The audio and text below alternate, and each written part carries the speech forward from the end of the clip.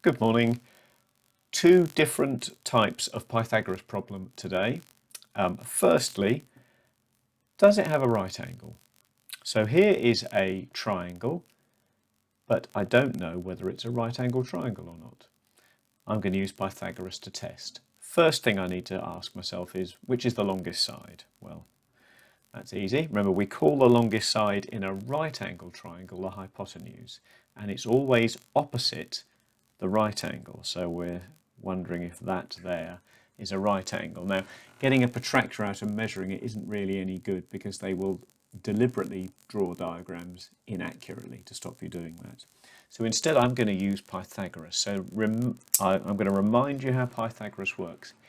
In right angle triangles, the length of the two shorter sides squared add up to the length of the longer side squared. So let's test and see if it works in this triangle.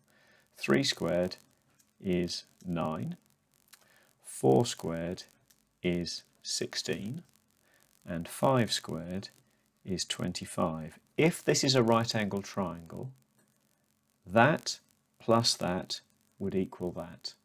Does it happen in this case?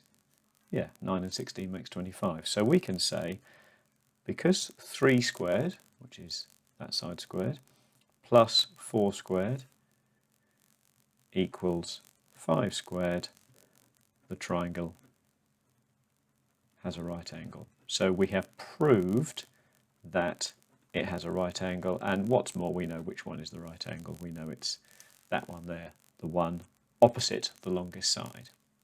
Second example. Here's the longest side, so we're wondering if this is a right angle.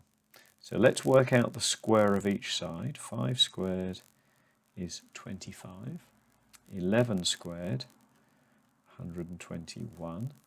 13 squared, 169. So this time, do the two smaller squares add up to make the biggest square?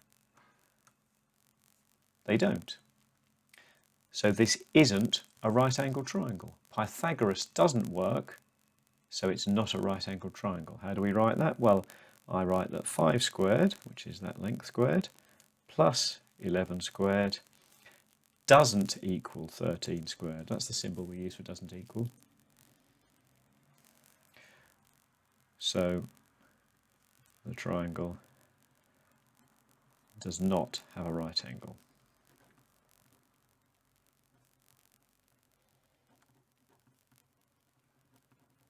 Okay, so you have got 3 more of those to try. You might be saying, where's question 3 gone? Well, I just missed it out because I didn't want you to do too much. So you've got 3 questions to try. Are they right angled triangles or not? Go through that process again, identify the longest side and check to see if the two shorter sides squared add up to make that side squared. It will be one of 2 eventualities. It will work, in which case we say the triangle has got a right angle, or it won't work, in which case we say it does not have a right angle.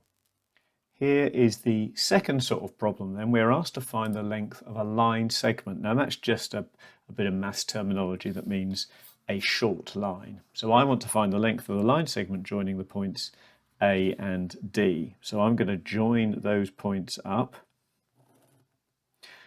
And so here's the question. This is Pythagoras. Where's the right angle triangle? Well, hopefully you can see it. If I draw a horizontal and a vertical line in there, I get a right angle triangle.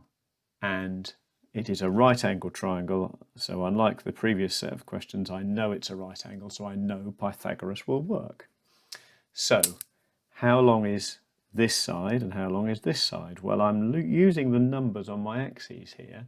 Counting squares works as well in this case, but you have to be careful because you don't always get a set of axes where one square is 1 unit. So it's always better to look at the numbers. So horizontally we go from 2 along to 5, so that's a length of 3.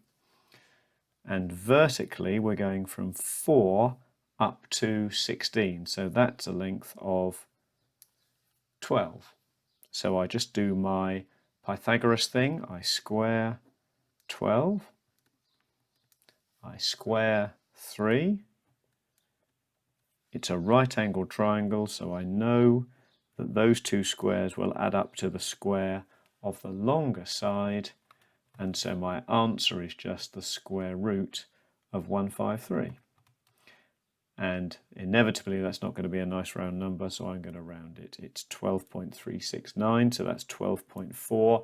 It's not 12.4 centimetres or millimetres or metres, it's just units on a coordinate grid.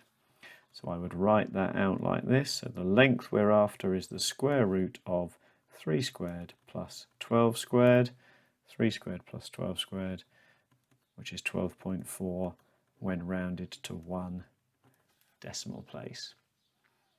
You've got a couple of other ones to try. I've given you a separate grid for each one. So a line joining D and C and the line joining B and D. Okay, so the third sort of problem, still finding the length of a line segment, but no coordinate grid. Instead, we're given two coordinates. And just a reminder that when we have coordinates, we call the first number our x value. That's how far we go in the horizontal direction. And the second number we call our y value, and that's how far we go in the vertical direction. And it can be left or right, up or down, depending on whether we're dealing with positive or negative numbers. So no coordinate grid, and I'm not going to bother drawing a really neat coordinate grid, but I'm going to do a little rough sketch. So here we go, I've done a little rough sketch here. I need to work out roughly where these 2 points are in relation to each other. So 7, 9, if I was drawing a set of axes, that would be along 7 and up 9. That would be somewhere like that. And 10, 13, well that's along 10, so in the x direction I'm going further than I went for that first point. And then it's up 13, so I'm going further up than I went for that point. So it's up here somewhere, further along, further up than that first point. Right, done my rough sketch. I'm now going to take that and turn that into a slightly neater sketch, although I'm still not going to bother drawing a set of axes. Look, I'm just going to do the points in roughly the right sort of place. No, certainly not to scale or anything like that. Right, so I'm going to draw the line joining them in. Where's the right angle triangle? Okay, here we are. We're going across in that direction and up in that direction. So I need to work out my two lengths. The horizontal distance, I've got no grid, no set of axes to help me, so the horizontal distance is how far in the x direction. So for that I'm going to look at my two x values. So this first coordinate went along to 7, the second one went along to 10, so the difference between those is 3. From 7 to 10, that's a distance of 3. For the vertical distance, I'm going to look at the y values in my coordinate. So to get to this point, I went along 7 and up 9.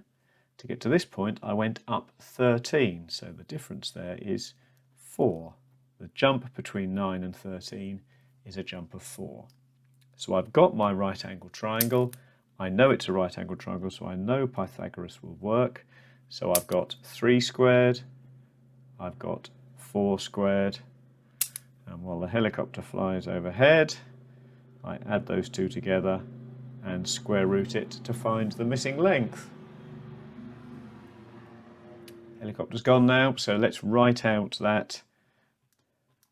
So the length that we're after is the square root of 3 squared plus 4 squared, which equals 5. Now I can't stress enough the importance of doing a little sketch, because it's not always going to be one point is there and another point is there. So in the 3 examples you've got to try, which include some negative values, always have a little think about what it would look like on a rough set of axes first. Okay, so you've got the 2 different sorts of problem to try. The PDF with these questions is attached, and my solutions are attached as 3 separate images, one for each page. Hope you're all well. Take care.